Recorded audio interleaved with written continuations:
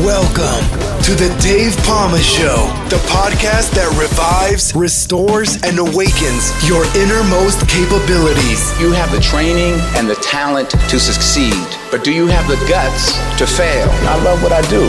When you love what you do, you want to be the best at it. Today is about the power of you. You will change the world. Find your path to success through the journey of those who have succeeded. And now, your host, Dave Palma.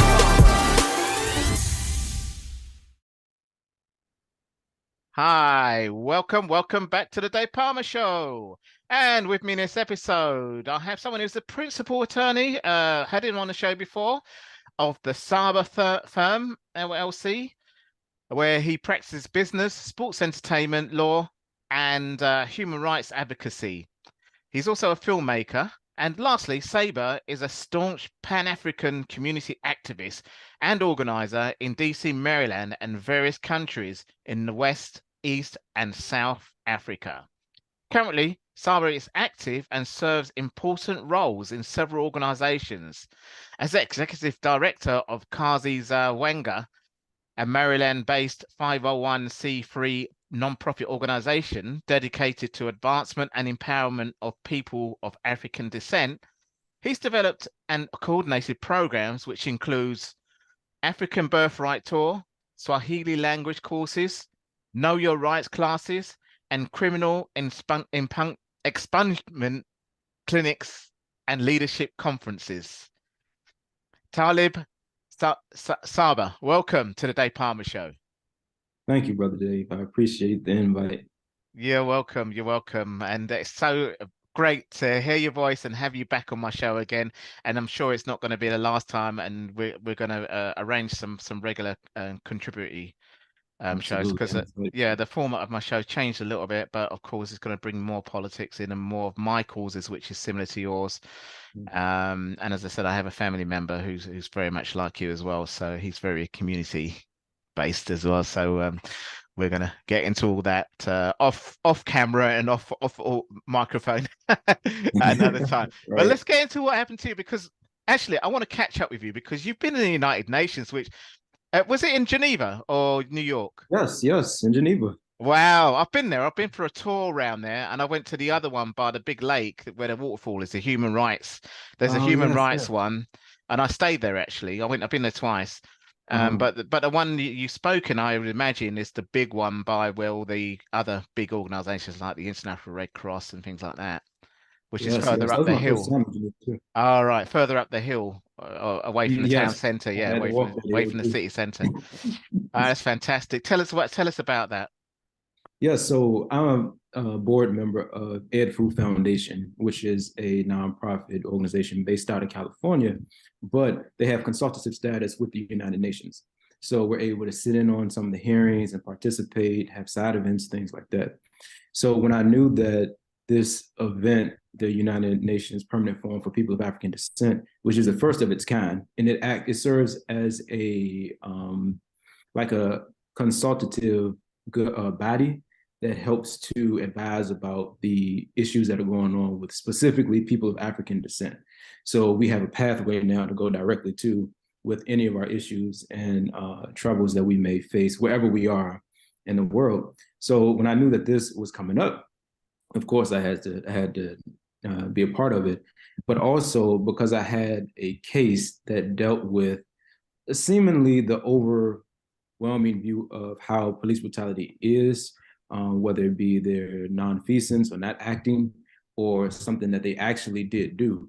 I wanted to bring that to bear on an international level because we're trying to pass, or we're working to change the law that would allow police to be held accountable and just the government to be held accountable for instances where they stand around and absolutely do nothing while someone, in my case, drowns, in a body of water. But just even when something's happening, the duty that they don't have a duty to act unless it's for the larger public, the larger society. So I was there to present on that, in addition to other issues that plague us just as a people. And it was an amazing experience. Yeah, wow. How did you face it's not your first time in Europe though, surely, or is it? Well, technically, it is that I stayed because everything used to be Okay. Europe. All But that right. was my first time actually in Europe too.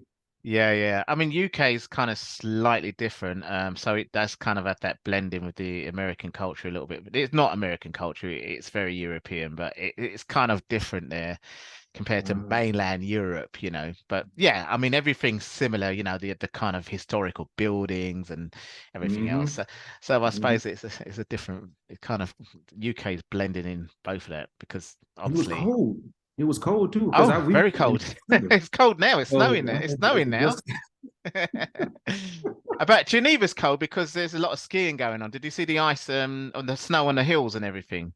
Yes, I saw it. Yeah. Didn't participate in it because I'm hot at the time. But Yeah. but I did see that some of my colleagues actually went to ski too. Oh, okay. Yeah, yeah. So that's good. That's good. Yeah. So it's a very expensive sport or hobby even.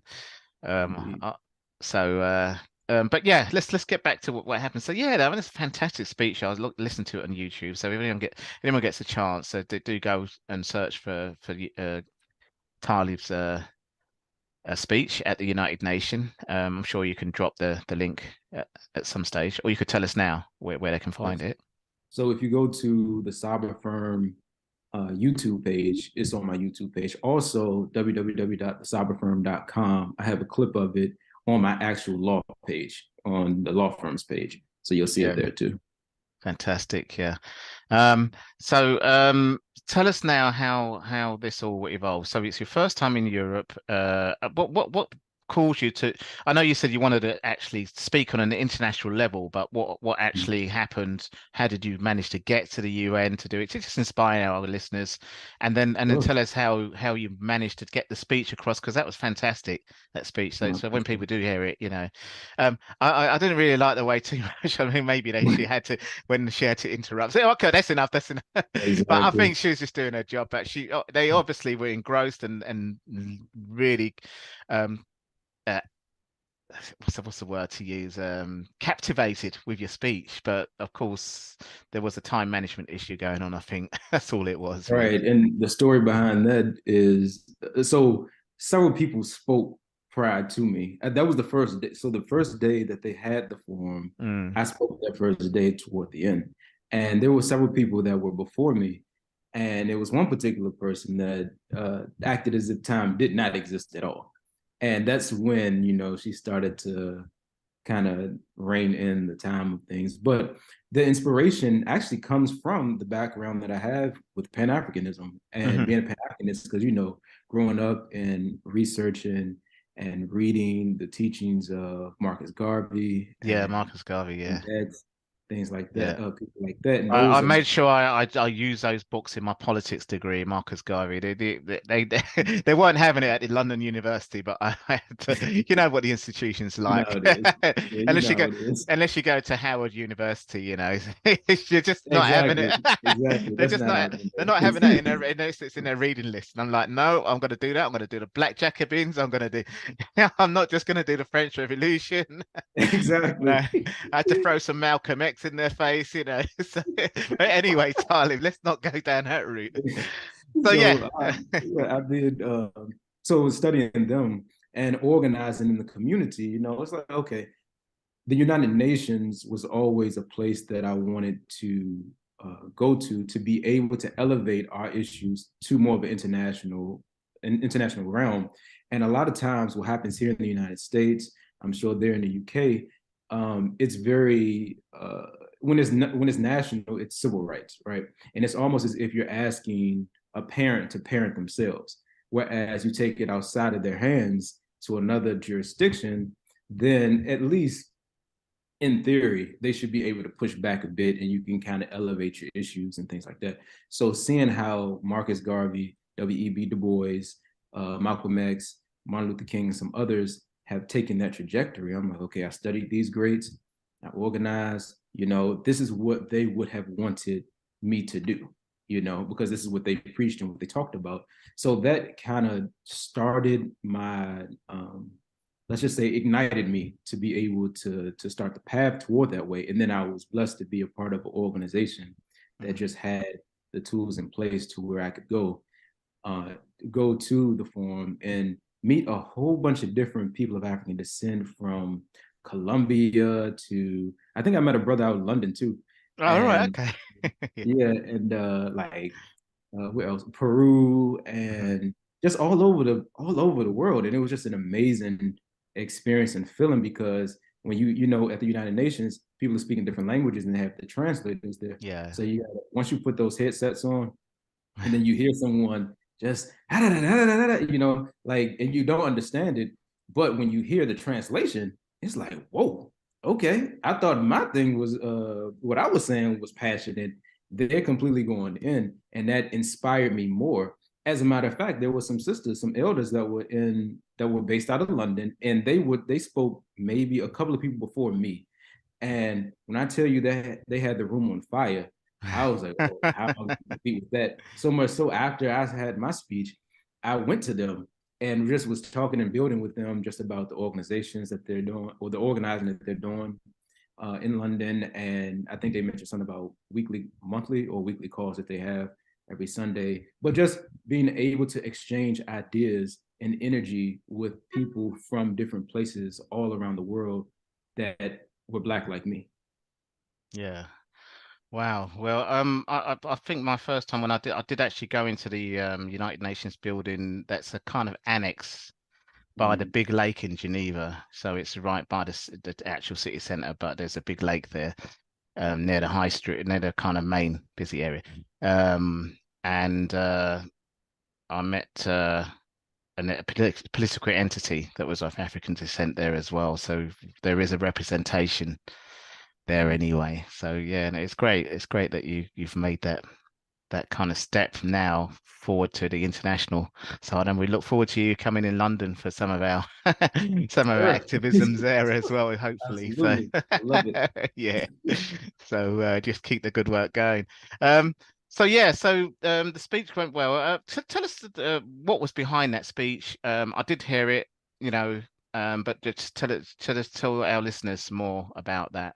And So what I wanted to capture was the plight of African people, no matter where we were, and what we need to do as far as collective unity coming together in order to empower us as a community.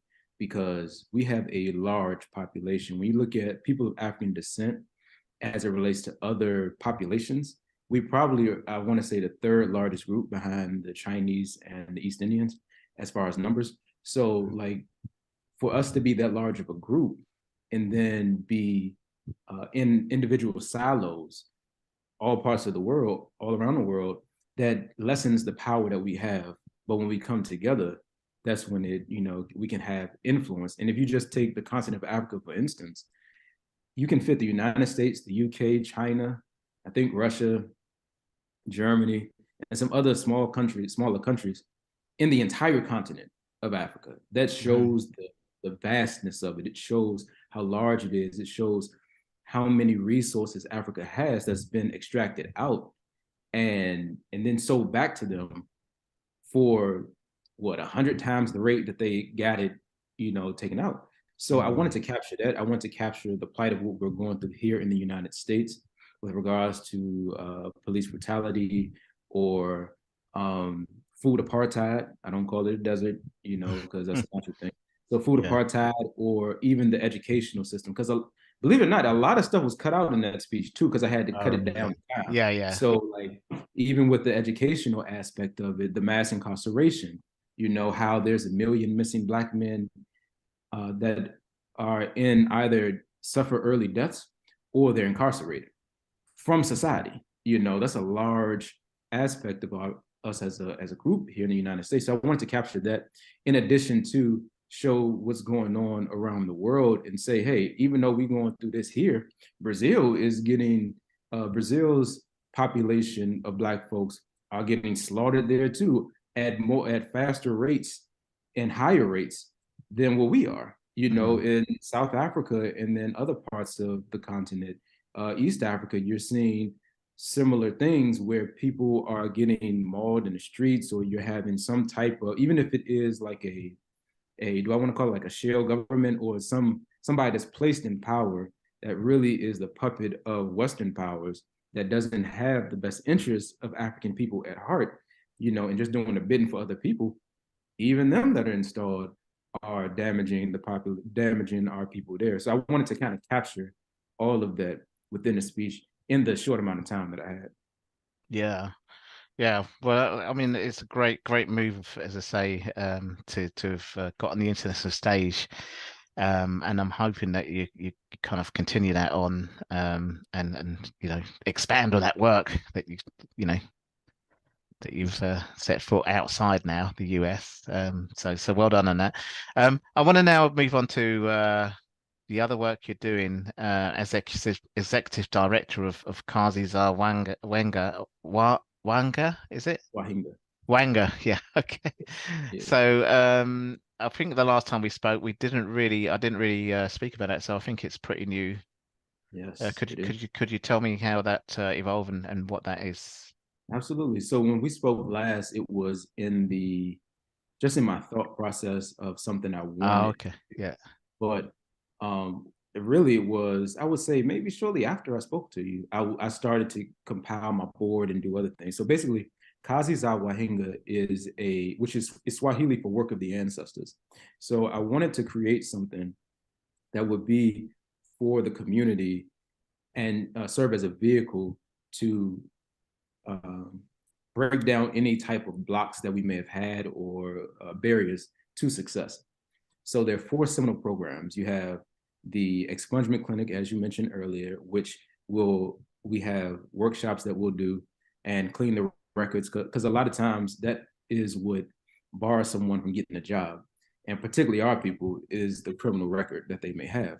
So we have that program, excuse me. Second program is the Leadership Conference. So this is when we'll bring people along the likes of you and others to come speak to the youth, whether it be virtually or in person, to empower them both professionally and personally. Because again, if you want to be a podcaster, if you want to be a lawyer, if you want to be a doctor, if you want to be a writer, whatever aspirations that you have, artists, then we want to match you with somebody in that field. And we believe in the philosophy of each mentor should have a mentee and a mentor, know? So being able to have that principle in place, that's the second program. Third program is the Swahili Noun courses. So we want to be able to teach our people a mother tongue. Like, we speak English here. A lot of Americans, period, don't know many other languages outside of that. And even during my travels, I find myself going to places and at minimum, they speak at least 3 languages. And I'm like, well, dang, I'm here studying Swahili and I only know English like fluently. So being able to have that as an option for the community. And then also that expands their global experience and where they can go and where they can use it. It's very marketable, And then the last one, but the biggest program, is the Kazi Birthright Tour. And that's the program where it's an African Birthright Tour. So we're taking youth and young adults to the continent of Africa. We're starting off in Zanzibar. That's where it's going to be this June. But we're taking the youth and young adults to Zanzibar, where prior to them departing, they're going to spend 8 weeks studying Swahili. So not only are they going to get the skills that they can market themselves with, but because Zanzibar is Tanzania's East Africa, they speak Swahili predominantly. Though, they speak English as well. But getting them prepared for that. And then when they're there, they'll have the beautiful tour of going through the spice rainforest, the spice tour. And then they'll have like the slave castles that they get a chance to go to, speak with some people who were freedom fighters for some of their movements, and a whole host of other things that they'll have an experience of. Fantastic. Well, Taalib, I would definitely will be following following up, as you say, with the progress of the Kazi Wahenga. And we certainly will want you more regularly on my show, bringing up other aspects of what's going on. And I know in June, this is actually being launched. Is it in June, you said, or? Yes, the end of June, early July, for 10 days. 10 days, right? Fantastic. So we're definitely going to have a episode with you on that. Hopefully we're both available and nothing's going to get in the way. Right. Probably maybe say 2 weeks before or something like that. We'll do the post recording so that it's scheduled right on time. Fantastic.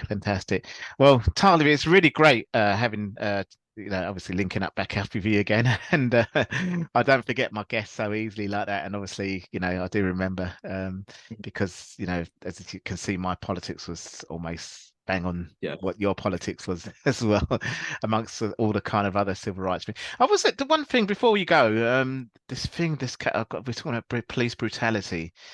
And I don't know if it's racism, but the black cops that murdered the guy in LA recently, I think it's 5 black cops from LAPD. You're talking about Memphis, Tyree Nichols? Yeah. Well, I mean, do you want to say anything about that, or you don't know much about it, or you wouldn't like to? So what I understand, if it's the one that you're talking, because it unfortunately happens so often, I have to ask you which one you're talking about. But right, okay.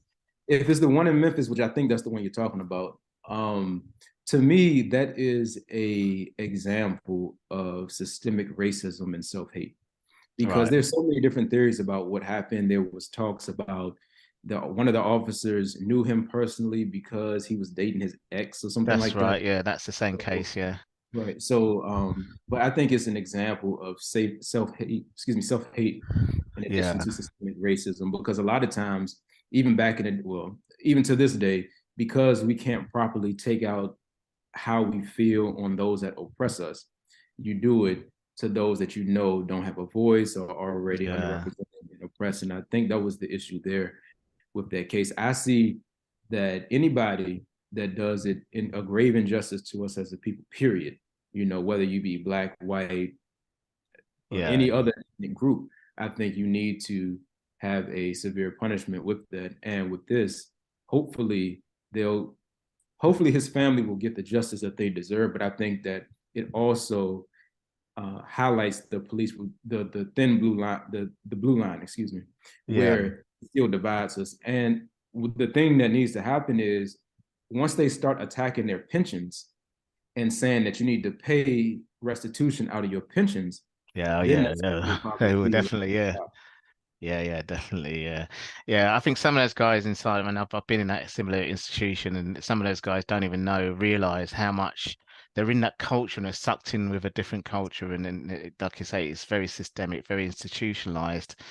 And then that's when it becomes a big problem, really. And it's a leadership problem and a political problem, really, so organizational. So. But anyway, I just wanted to bring that one up, really, because I know, you're kind of the right guy to bring that up for my listeners to kind of hear that little tip. But we don't want to digress. I'd just like to really say thanks for coming on the show. And I know you got back in touch with me as well. And I really would like to have you on the show a few more times on a regular basis, contributing to whatever's going on around the world with, the topics that we can speak about. But in the meantime, just thanks once again for coming and speaking to my audience today. I appreciate you, Dave. Thank you. That's all for this episode. Thanks for listening, and remember, if you want to support what we do, then share, subscribe, and leave a review over on Apple Podcasts, or head over to my website, davepalmer.com, and click on Rate Show. Well, that's all for now, but I'll see you in the next episode of The Dave Palmer Show. Follow us on Facebook, Twitter, and Instagram.